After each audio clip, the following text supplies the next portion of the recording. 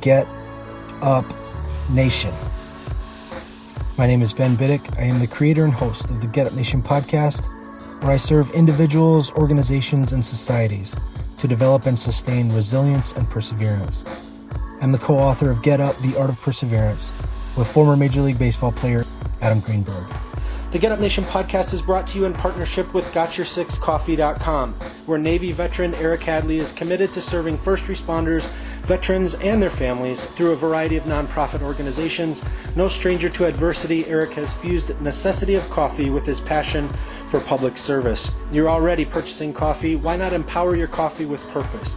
Why not purchase coffee that not only has your six, but also has the backs of those who don a uniform of service for our communities and great country?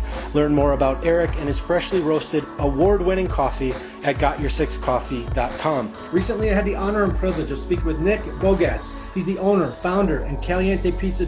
He's the owner and founder of Caliente Pizza Draft House, author of The Pizza Equation, podcaster at The Business Equation, and World Pizza Champion team member.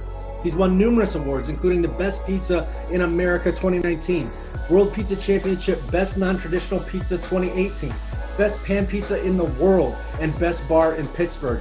He's made over $9 million in gross revenue, owns 5 greater Pittsburgh pizza locations, and is included in the top 25 independent pizzerias in the United States. I am amped to bring to Get Up Nation Nick Bogacz. Welcome. Benjamin, thanks for having me on. I really appreciate it. Yeah, absolutely, man. It's great to talk. The research that I've been doing, you're such an inspiring figure. I love your intensity and your drive. I love your orientation toward team, team experiences in your workplaces, and how you're just killing it in every way. And so let's get into this. You know, you're 17 years old. You're working at a car wash. A buddy comes over, and he's making more money selling pizzas and delivering pizzas. What happened from there? Well, you did do your research, so that's definitely how that's how the story started. There, I fell in love with the team atmosphere of the pizza business. I was a sports fan my whole life, but I was a skinny beanpole, which equates to one thing: coach. And I had younger brothers, so I was the coach of their floor hockey team and the third base coach, and kept score of their baseball games. And when I found the pizza industry, I just loved it. From the moment that somebody picks up a phone or takes the order and then hands it off to the guy who stretches the dough, he hands it off to the guy who sauces it, cheeses it, to the oven tender, and then over all the way to the driver who takes it to a family that's, everyone's always excited when the pizza guy shows up. So you show up and excited, pizza guy, and I just fell in love with it. That's really what it was. And I wrecked a bunch of cars early.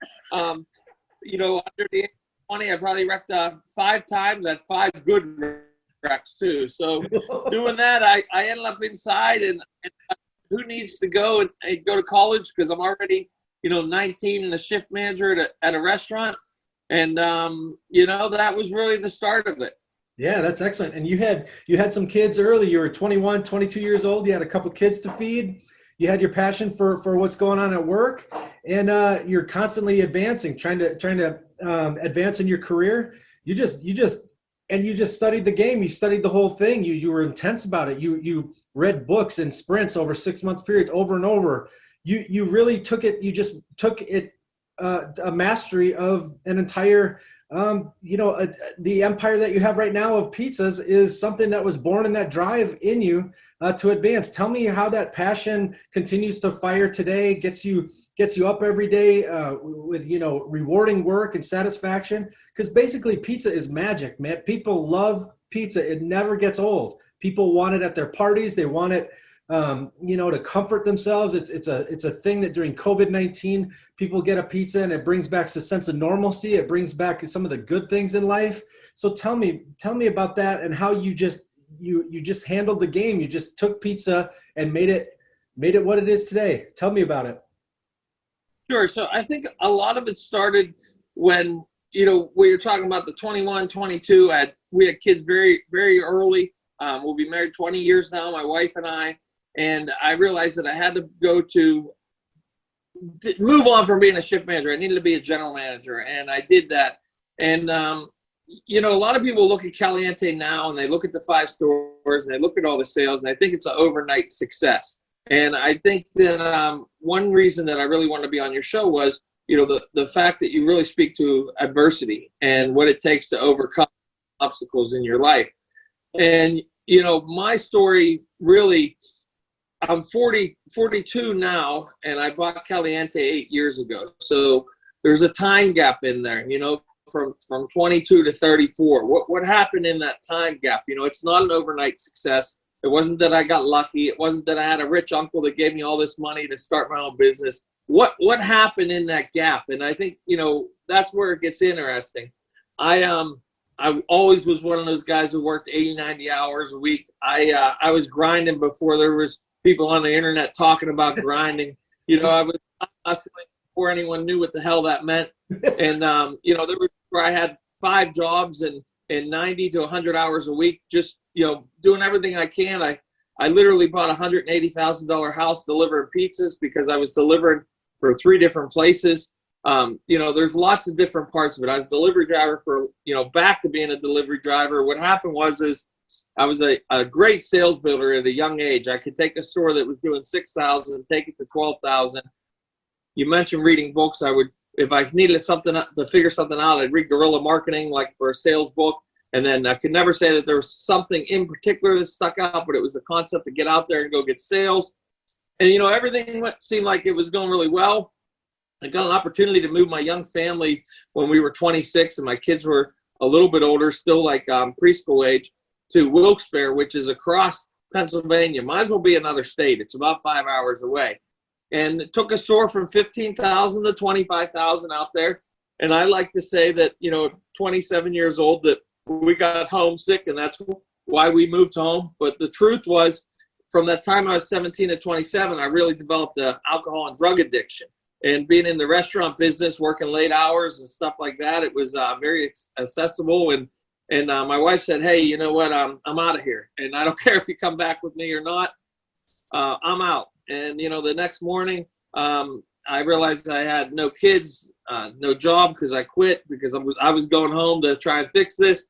No wife, no car, no phone at the time, really no place to live. And, I say, like, I reached down for the toilet paper. There was no toilet paper. And that's when I just said, God, if you're real, like take over, because I can't do it on my own. And from that's really where the story really starts, is right after that. And I went home. That was in September. My mother-in-law said, hey, there's some counseling at the local church that I go to. And I thought that was great because I thought my wife needed it, because who would be crazy to leave me? But I went to the counseling, and she said, hey, look, I'll help you, but you've got to go and you've got to talk to the drug and alcohol counselors first and go to the classes. And I said, all right, I'll try it out. And I walked into the room and got in the elevator, and I was so nervous. And the guy said first name, and he said Bruce, and I said Nick. And he turned out he was one of the pastors at the church, but he took me in the room. And I just worked those rooms. And I can say in October it'll be 15 years alcohol and drug free. And that was, like I said, I like to say that's where the story really starts. Wow. And, what I kept hearing after I was we got back together 3 months later. I was living at my mom's. She was living at her mom's. The kids were living at her mom's. It was like a 3-month break, and she could see I was serious about changing my life. And, she just didn't want to. She knew the path I was going down. So, being able to say, hey, look, I am changing, and it took a long time. But I think the point I'm trying to make is after that, I was like, okay, I got to get out of the pizza business.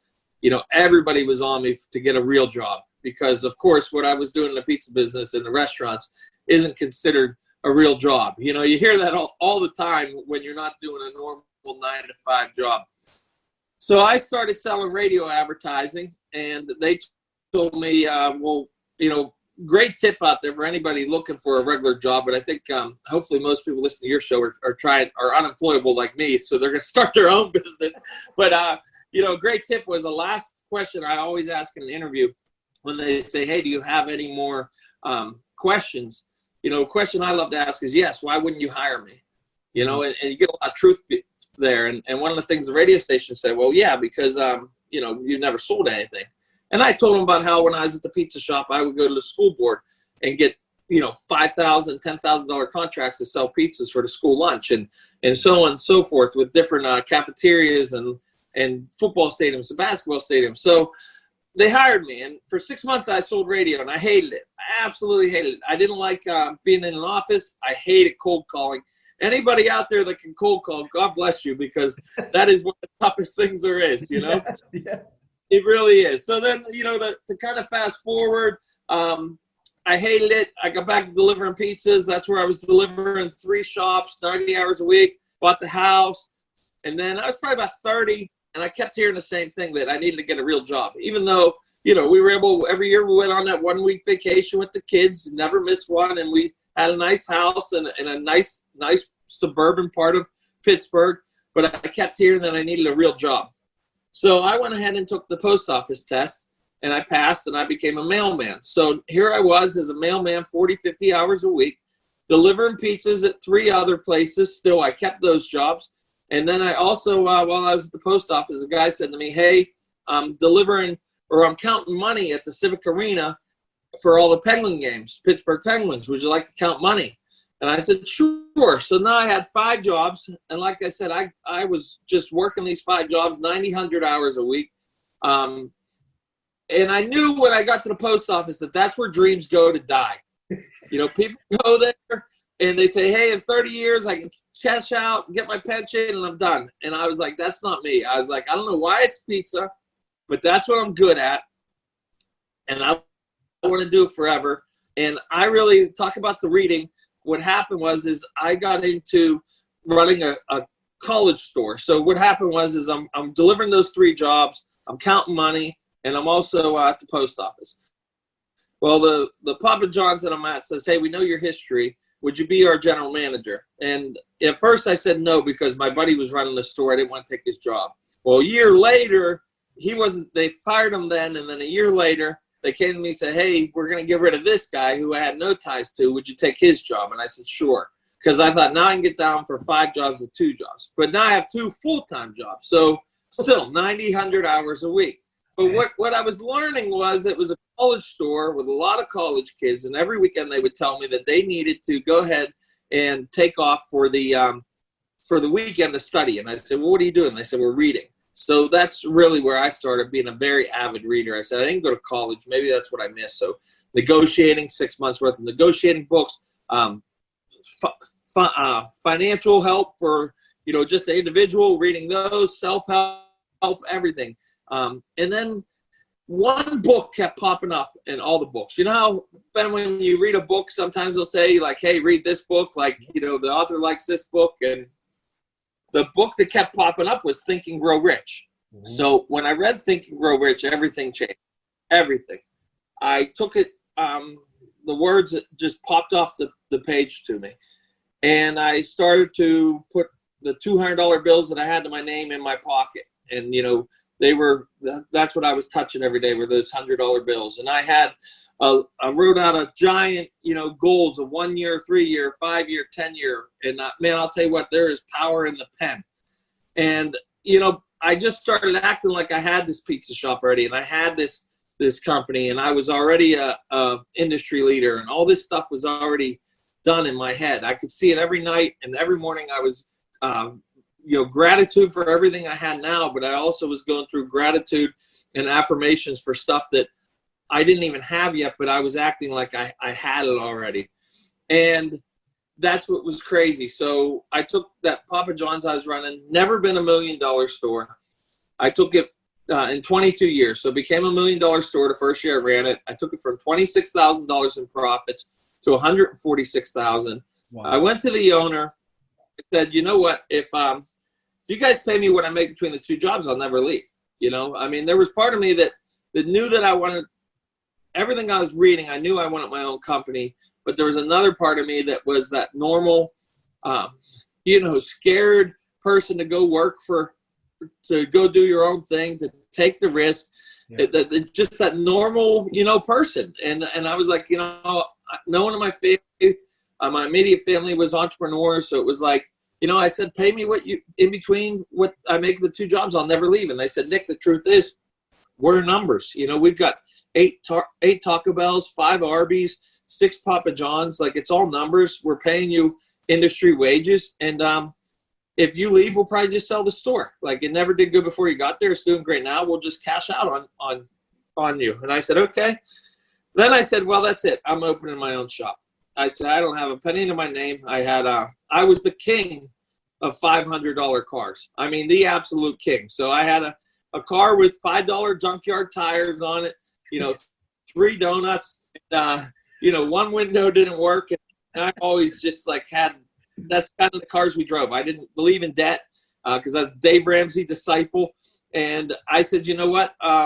I'm just going to walk into pizza shops and tell them that I want to buy their shop and see what happens. I walked into 5, and the first couple were like, get the hell out of here. The 5th guy said, okay, my buddy has a shop over in Bloomfield, which is about 5 minutes from the University of Pittsburgh. I walked in, and I said, oh, shit, it's a bar. Because here's a guy that, you know, for 7 years at the time hasn't drank.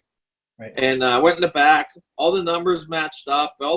Everything looked great. Full pizza kitchen.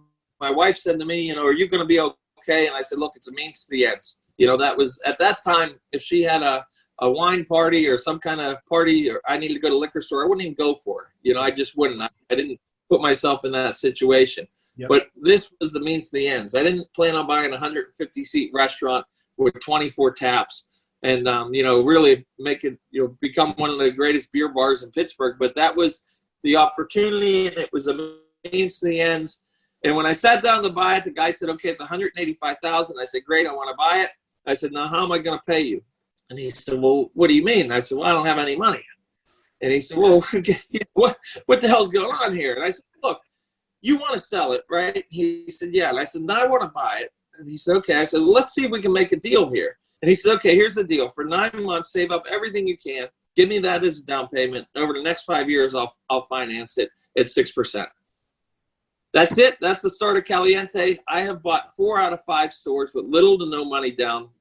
The one that I didn't get with little or no money down, I would have, but he got a divorce halfway through the deal and had to come back and say, can you please give me all the money? And I did. But that's the version of, you know, where I am today. And yeah, that's, you know, I can give you more on the COVID and what we're doing now, but I think when you go through that much ups and downs of adversity, you know, if I can tell people listening one thing, you know, you just have to have gratitude no matter where you are, and you have to, you know, never let the past determine your future. That's right. That's a beautiful thing about the present moment. Past is gone. Future's not here yet. There's things you're worried about. They ain't here yet. So it's what do we have right here, right now? And I'm just glad to be right here, right now with you hearing your story because it's super inspiring. And I love talking about this. Will you tell me a little bit more about team, what that means to you, how you cultivate it, places where you've experienced that camaraderie and that brotherhood and that, you know, what kind of fun that creates, what kind of job satisfaction that creates. Will you go into that a little bit? Yeah, no problem. You know, we have about 200 employees. And keep in mind, this is over 8 years. So in the beginning, I have 15 employees. And, you know, you're able to see them every day. You know what they have for cereal. You know what their kids' sports they're playing. I mean, you're I don't want to say friends, but you are. You know them really well. You have a great team. You're able to communicate with them.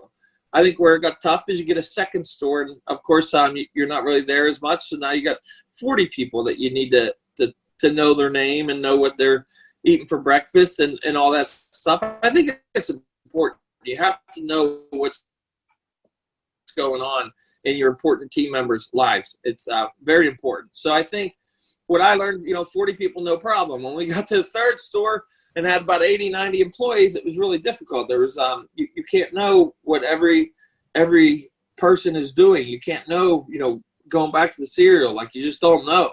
Yeah. And so basically what happened was figure out a way to be able to communicate. You know, how do you show that you appreciate your employees? That's the part of team. You know, team building is all about communication. There's no doubt about it. If you don't have communication, you can't build a team. That's why they have practices. You know, that's what professional athletes, professional teams, if they were so great at playing the sport, they would just go out on Sundays and play the game. Right. But they have training camp and they have practice throughout the week. And, you know, that's where, so how do you do that in a business? How do you have practices in a business? Well, that's called meetings, you know, and they wouldn't have practices in a professional sports league like this. They wouldn't say, hey, we're just going to practice when everything goes wrong, or we're going to practice when this week we'll practice. Let's come in tomorrow and the next day, and then the week after, maybe we'll practice Thursday, Friday. That's not how they practice. They say, hey, practices are every day at this time, or, and Tuesdays you're off, or whatever it may be. So meetings, we do the same thing. Every single Monday at 8 o'clock, my GMs know there's a phone meeting. And we go over all the numbers from the previous week on a chart, everything from average ticket to voids to sales percentage up, all the growth, everything, labor numbers. We talk it all out Monday, 8 o'clock every single week. And then every first Tuesday of the month, we have 35 managers on a call. We get on there and we go through everything that we did the month before and everything that's coming up for the month after. Third Tuesday of every month is upper management meeting. And we go through, it's like a round table. This is where we built the company. You're talking about people. One way that you get your people involved is you let them have a say of where you're going to go. You always have the final say, but, if you've got one person like myself that's got ideas, how much more valuable is to tap into 20 other minds and see what kind of ideas they have? You don't have to always have the idea. You just have to know how to have the vision to execute it. And that's what I've been really good at. So that meeting, we have a round table of, hey, where do we want to go? Or here's the project we're working on. Let's break it down into smaller groups. 4 or 5 people can work on this. 4 or 5 people can work on this. And we kind of work through things like that. And then we also have at the end, that's the meeting of where can we help you? What does your store need? What do we need for our people to help them build? And that's the type of meetings we have. And then, we use GroupMe, which is like a WhatsApp. We have one with all 200 team members on one. We have one, each store has their own. General managers have their own. Upper management has one. Bar managers have one. And we keep in communication in that all the time. Like, I had to make sure my phone's on silent right now because these GroupMes will all be going off. They're talking to each other. Hey, can you help me with this? Do you guys need that? They're always talking. So there's a lot of chatter in our company. And I think that's what's important is you want the chatter, but you don't want the gossip. We start every meeting, big meeting, kind of the same way. We break down the mission statement. We break down the different things that we talk about every meeting, the product, the service, the image. We talk about how we handle customer complaints. But one thing we always talk about is don't shit in the pool and don't swim in the pool. If you have an issue, you come to your manager or go up above to myself and bring it to, whoever you need to, and we'll squash it. But it's really hurtful when you have a big organization that something gets back to you that was said, 4 or 5 times. By the time it gets back to you, it's not the same story. And it's hurtful. And it really, it throws a lot of the good work out the window. So we start every meeting by saying that. Don't shit in the pool and don't swim in the pool. But, that's my on team. I think the other part of it is we do the old-fashioned employee of the months. We do a giant Christmas party. We do a giant summer party, COVID-related. I'm going to think of other ways to do our Christmas party this year. And I think, there's different things to do. We also do employee shirts. When they get a years of service, we put it right on the sleeve. I've been 8 years in business. I've got a team member with an 8-year shirt, got lots of 7s, 6s, and tons of 5s and 4s. And, we just, we take a lot of big company trips too. Last year we went out to the Pizza and Pasta Expo. I was a keynote speaker. We took 27 team members with us. When we go to Las Vegas for the International Pizza Expo, where we've had great success with the championships, we take a gang of like 12 people. Very professional out there. We've got all our Caliente shirts on. Everybody knows us everywhere because we travel in a big herd. They all ask where my entourage is. And, even people build the company. Like, I may be in the pizza business, but all in all, I'm in the people business. Awesome. Yeah. Tell me about, in those moments, those dark times where you're growing up, you're separated from your spouse, you're working 100 hours a week, you're dealing with tons of stress. You're trying to figure it out. In those moments of darkness, what was it that kept you getting up when life kept knocking you down? What do you have an approach? Has it evolved over time? What do you do when bad news comes your way? What do you do with that? I think that's a great question, and I like the way you asked it too. So I'll give you a couple different ones. One is you have to have somebody you can bounce ideas off like-minded. You have to. I've got a great friend. I don't talk to him as much lately over the last so many years, but going through those times, we would talk all the time delivering pizzas, and he has built a great business with the vaping. As big, vaping's been how big in the last 10 years. He started making his own vape juice in his living room and has built an extraordinary business doing it. But here's two guys that are just delivering pizzas, and we're just talking about how we're going to make it. He would be, and he was from the other side of the state, in Wilkes-Barre, and a great friend of mine. And, he lived with me for a while out there. And I mean, I guess a real great story about Jimmy, my friend, was we worked together years earlier, like 2002 at Papa John's. And my wife had met him one time at a Christmas party. And when we were living in Wilkes-Barre in 2005, he had split up with his girlfriend in Florida. And he called me up and says, "Hey, you're in Wilkes-Barre." I said, "Yeah." He says, "Can I come up and live with you?" And I was like, "I don't care. Yeah, you can live in my basement." 4 days later, he calls me. He says, "Hey, I'm about a half hour from the exit." I was like, "What?" He's like, "Yeah." He said, "I can live with you in your basement, right?" I was like, "Yeah." So I walked in the living room. I said, "Hey," so my wife said, "Remember Jimmy you met at the Christmas party a couple years ago, Papa John?" She's like, "Yeah." I was like, "Yeah, he's coming to live with us in our basement." And I'll tell you what, she ended up loving Jimmy. He's a great guy. It was a super good friend. And I think that was one of the things that helped me through those times. And really before I became, went out on my own was I came back to Pittsburgh. He stayed in Wilkes-Barre. He met his wife. And we would just talk. He'd deliver pizzas. I'd deliver pizzas. And we would just be gabbing about what we're going to do, whether, and he wasn't thinking about the vape business yet. I knew it was pizzas, but didn't know how. And we just would talk about good books we read, good videos we saw. We talk about this is 2007. We talk about the movie The Secret.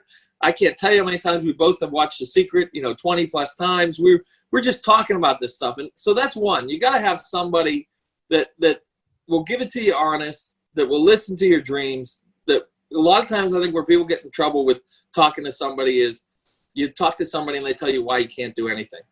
"Oh, you can't do that. That's not possible. This isn't possible." Jimmy he's a dreamer too, and that's what's so great. He just was one of those guys that you could give him the biggest, craziest idea and he would go down the rabbit hole of how you could do it, and that's definitely a way to do it. I think the second one is you got to find your habits. You have to find what works for you.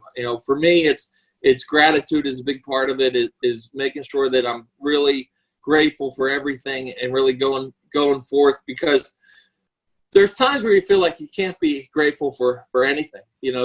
I'm talking like every day I go through gratitude, and there's times where you go through personal loss and you go through other tough times, and how to be grateful on those days. And I think if you can be grateful for the time that you did have with somebody, or little things, sometimes maybe it's just the breeze coming through your window in the morning when you're going through your gratitude, and that's the type of things. And then I think the other thing is a lot of people get in trouble with worrying, something comes up and they worry. Like I can't remember which book, but one of the greatest things I ever read was when you worry, does it make you feel better? And no, it doesn't make you better ever, Not helpful, right? No. So so I don't, when I start to worry about something, then I think that I'm like, no, it doesn't, and then I guess there's other things that I've read, little things that are kind of goofy, like, somebody gives you a hard time, picture him as a cartoon character with a little head yelling at you. Like, sometimes you'd be surprised that this stuff works, like that's just the kind of stuff that like, you can't let things bother you. I think that's my point, is you have to have some kind of mechanisms that let you just keep rolling on, and the other thing I heard recently is a good one too. If you do hear something that bothers you that someone said about you, examine yourself. Because if someone said to you like, "Hey, you've got ears like Dumbo," and you're like, "No, I've had normal ears my whole life. That doesn't bother me." But if someone says something to you that does bother you, well, you should probably examine yourself and see why it did bother you. And, maybe you could just work on yourself and get better. You don't have to tell the person they hit the bullseye. You just yourself and be truthful. And I think self-awareness is probably, the last thing that really has come into full retrospect for me, is being able to really know myself. And I don't know if that's part of getting older or really understanding what it is, but you start to know what makes you tick, what your habits are, what, embracing your weaknesses. There's nothing wrong with having weaknesses. Just know what they are. And in business, you can hire your weaknesses. Yep. So I think a lot of great things, but a lot of it's just personal discovery, really. Yeah, I love that. I love that approach. That's the thing about humility is it's very difficult to swallow, but man, it's powerful when you use that, when you allow yourself to be humbled. That is one of the most profound transformational processes that there is the willingness. And that's what I love about people, especially with this show, is we get down to people suffer in so many different ways. And sometimes we bring it on ourselves. Sometimes we don't. Sometimes it just happens. But to be humble, to engage in that self-awareness, to pay attention to what you're doing that may be upsetting another person, to really look at it and accept, the response, like you're talking about, getting that feedback, asking when you don't get hired for the job, asking, why aren't you hiring me? That sort of transparency and that humility catapults us so much further forward. And really makes our relationships better, makes our relationship with ourself more accurate and more able to, really figure out what's actually happening instead of deluding ourselves or distracting ourselves from some realities that are there that can really empower us. I just love anybody who says, especially successful people like yourself, who have that as a mentality of humility is key. I'm in the people business, you said. That's what it all is. We talk frequently about people who have been through cancer or been through combat or been, through awful experiences that have leveled them in this life.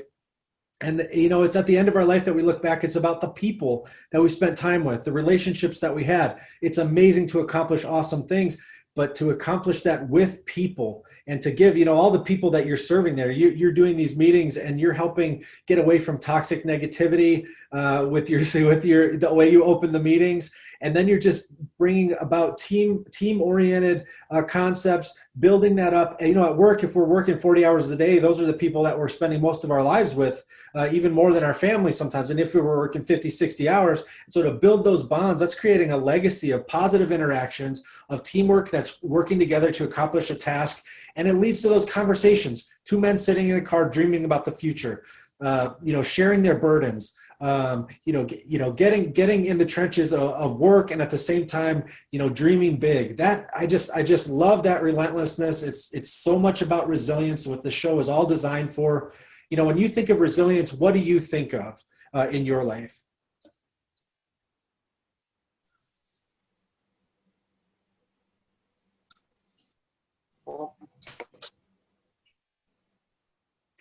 Whoops, are you there? Yeah, I'm there. Okay. Did it delay or something? Just a little bit. I think okay. The very end I heard was about the two guys sitting in a car and resiliency. Yep, and dreaming of the future, dreaming of a better future, sharing that, encouraging each other forward. When you think of resilience and you think of all of your experiences, when the concept of resilience surfaces in your mind, what do you think of? And I think about those. Nobody understands till they do it about being a mailman. I think everybody thinks that job is the mail just shows up. All they do is drive around and throws mail into your box. But that job is so hard, man. And I was in such a spot after my life, early on in recovery, working so many different hours. And then you go there at 6 a.m. You don't work an 8-hour day. You work till you're completely done. Some of the coldest days of my life have been in that truck. I couldn't even feel my toes and feet when I get home. Some of the hottest days of my life have been in that truck. And, I was working for $18 an hour. And, what it comes down to is looking at where I am now, no matter how bad of a situation in business can be, because let's be honest, right? Like, just because you can buy a new car or live in a fancy house or go on a fancy vacation, like there's a lot of ups and downs in business. There's so many things that people don't see.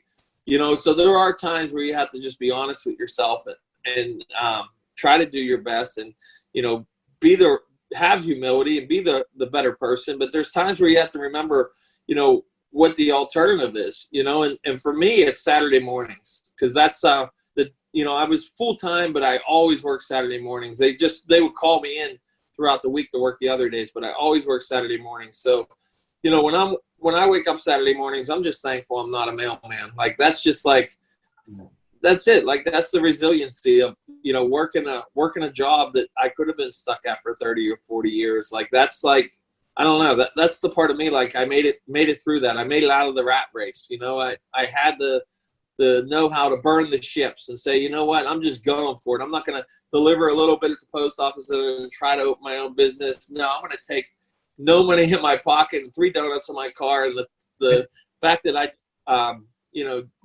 Kung Fu Jitsu taught this guy you can go ahead and open up this restaurant. You know what I'm saying? Like, I'm going to burn the ships and go for it. Like, that's just the type of stuff. There's a point in your life where you just gotta go all in. Like, if you don't try, you'll never know. And a lot of people talk about how failures have put them forward. And there's a lot of things that I tried. I would read books like The Millionaire Maker, and it would talk about how to open like easy businesses. Quotations. Like a magazine or a landscaping business, or And I tried other things. Before the pizza business, I tried to open other things that It didn't work out. And there was just like situations where I just kept going because I knew there was more for me than what was in front of me. And then when I started the business, it was real simple, and this probably tie everything together for you. I had 3 goals. I said, how am I going to judge my success? And I wanted to make sure I could pay for my kids' college because they were 12 and 10 when we bought the business. I didn't have a penny saved. The next was I wanted a car from this century. I didn't think that was too much to ask for, And then the next one was a house for my family. And then within the first year of my store, we went from $4,000 a week to about $20,000 a week, going to do $1 million. And I realized that, I'm going to be able to accomplish all 3 of those things. And I had to ask myself a real question. Is that really how I judge success? Wow. And it wasn't. The truth became when the people who work for me can do those 3 things or more for their families, that's when I'm going to feel successful. So that's why I open more stores. That's why I do the things I do. That's why I try to build a team up, is because I'm trying to create career opportunities. And by doing that, I've watched employees be able to buy their first house or buy a brand new car and go on a vacation they never thought they could, and get a $5,000 or $10,000 bonus check and go across to Spain on vacation. Like, I've been able to watch people that work for me do those things, and that gives me more self-worth than anything else. And I think that's how I continue to judge my success, and that's really what it means for me. Oh, that's excellent. I love that. Absolutely. It's satisfying to know that anybody who's talk about people who had said to you, get a real job. Man, you've created a real job for how many people? You've created dreams being fulfilled in people, and that's as real as a job gets. There's what's better than that. No, you're right. It was pretty neat was, I wrote my book last year, The Pizza Equation. It was a little bit of everything I learned from everybody I ever worked for, put it all together with tips and tactics of marketing, wrote the Pizza Equation. And then after writing the Pizza Equation, I had tons of people coming up to me and asking me different questions, and I was giving them all kind of answers. And I realized that, that's why I wanted to start the Business Equation podcast, because I felt like I could help small business owners solve some of their problems. So that's what I've been doing that as well. And I'm getting a lot of great feedback on that. And one of the things that came from having the podcast and from having the book was I got asked to be the keynote speaker at the Pizza and Pasta Expo that I mentioned. And I have taught a lot of seminars and a lot of different lectures, but I never gave a keynote. And, like anybody, I started Googling and YouTubing and, watching these keynotes. And I wanted to make sure I gave a memorable one. And a lot of it, when you're talking about how to write a keynote, it'll say to have one message throughout, and that's the message that I made. It was about the real job. That was the whole message, And in the beginning, I started off and I said to everybody, can I ask everybody a question here? Have you ever heard the term, you don't have a real job? Put their hands up because they had heard it. And then at the end, I said, hey, everybody stand up, and they stand up, and I said, look around this room. This is for a bunch of people who never gave up on their dreams and never listened to that real job. Everybody give yourself a hand here. And that was kind of the way I ended it. But it was, showing my journey throughout, and that never giving up. And I thought it was just a great way to kind of to have a message and a purpose of, it doesn't matter if it's a pizza industry or not. There's a lot of places where people start in a non-traditional place that they hear that all the time, that you don't have a real job. And at the end of the day, you've got to listen to your own voice, the voice that's, laying with you in your pillow at night. That's the voice that, you really got to listen to. And if you got more than one voice, you got to know how to drown the other one out. You have to. I think it works better than giving positive affirmations. When you start having negativity creep in, I've got a couple things that no matter what are in my head every time that, I talk about abundancy that goes in my head, or I claim some things that I'm already working on that like they're mine. As soon as I get negativity creeping in, and I think that's the type of things you have to do, is you have to get to a certain point where you've got that one positive voice in your head at night that's really that you're listening to it and letting it judge you, but not the other voices in the outside world, or even, like I mentioned, the other voice that can be in your head sometimes. Yeah. Excellent. And so part of your success is you do a lot of speaking on product, service, image, PSI. For those who are looking to have you, speak at their event, will you share a little bit about, that concept? Yeah. So, no matter what business you have, there's certain things that can drive it. And I really feel like product, service, and image are the things that can drive it. For us, you would say, okay, well, your product's pizza. Well, our product is pizza. Our product is beer. It's also, all the different menu items that we have. That's all our products. It's the growlers we serve. It's the hot pepper oil that we have. It's, all the products, making sure that everything is top notch. When we get so much recognition for our pizzas, but we also make sure that our burgers are fantastic. I don't want anything on our menu that I wouldn't be happy to serve my mother. It's that simple, So we really talk about products. Whatever business you're in, doesn't have to be the pizza industry, obviously. You want to make sure that you have a product that is superior to your competitors, and that's definitely one concept. Sure, you can go with the other approach where you're going to sell tons and tons of, you're going for quantity. You're not worried about product. But I think in the end, you see throughout history that the companies that stand up are the companies that have always had a superior product. Now, when you get into service can be a lot of different things, especially in the restaurant business or even in any business. How do you handle people on social media? When somebody comments on your post, they're acting like as if they said something in person to you. You better be responding to every single post on social media, every comment. Service can also be the things that you think of in a restaurant. Sure, how quick do you get your food? Do they bring you a drink quick? Do they bring you the receipt at the end? But it goes deeper. How did the hostess greet you? Did they, walk you in and make you feel comfortable and tell you about the daily specials? The service of how did they answer the phone up? How did the driver go to the door? Did he pull up with the loud music blaring and park in your driveway and run over a kid's bike? Like, there's all different types of service, but every small business has different key points of service. And I think what you have to do is you have to find out what's your key points in your business for service, and then you have to make sure, do you have a standard and do you have a practice of how you do that service for each key touch point? And then when you get into image, it can always be displayed a couple of different ways. Is it the way that somebody looks, or is it how your website looks, or is it how the window seals as you go into a physical building look? Like, what is the actual image, and your brand image? Is it the same on the billboard as it is on your website, as it is on your flyer, as it comes across on the radio? Like, all that different image spreads all the way across. And I think that's what's really important, is you want to make sure that everything just stays together. It's like one of those old slinkies, the slinkies that will kind of pull all the way apart. Like, that's your brand. You want to make sure that slinky stays all the way, and then it's all stretched out, it comes right back together again because it's all the same thing. You just want to make sure that that's kind of how your brand is, that it's all together and all the same all the way through. Nice. I love that.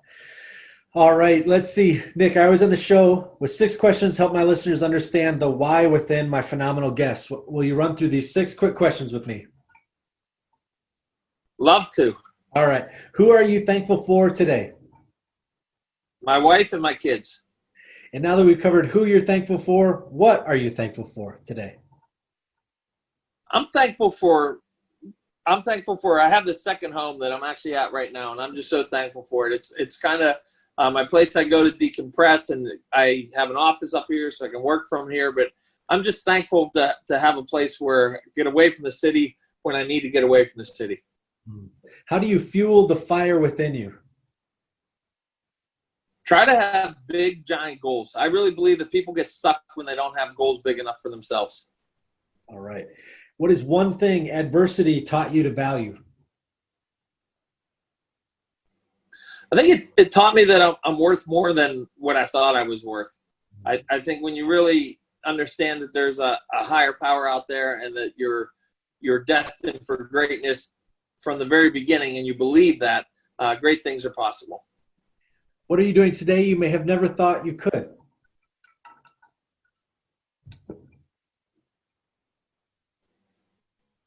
That's a great question too. I think I don't know. I think a lot of it is, I feel like I've manifested a lot of my life. So there's a lot of things that kind of that I've already thought out that I'm doing that I kind of put that way.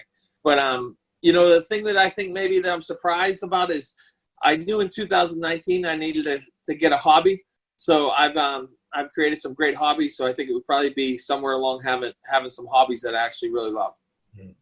And now that we've covered, what you thought what you're doing today that you may have never thought you could, what will you do tomorrow that you may have never thought you could?